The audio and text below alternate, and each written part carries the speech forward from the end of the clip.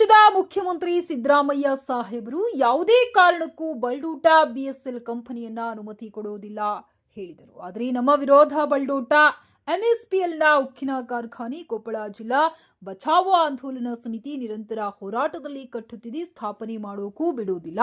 ಕೊಪ್ಪಳ ಜಿಲ್ಲಾ ಪಂಚಾವೋ ಆಂದೋಲನ ಸಮಿತಿ ಸದಾ ನಿರಂತರ ಹೋರಾಟ ಮಾಡುತ್ತಿದ್ದಾರೆ. ನಿಷ್ಠಾವಂತರ ಹೋರಾಟಗಾರರು ಇನ್ಕ್ಲಾಬ್ ಜಿಂದಾಬಾದ್.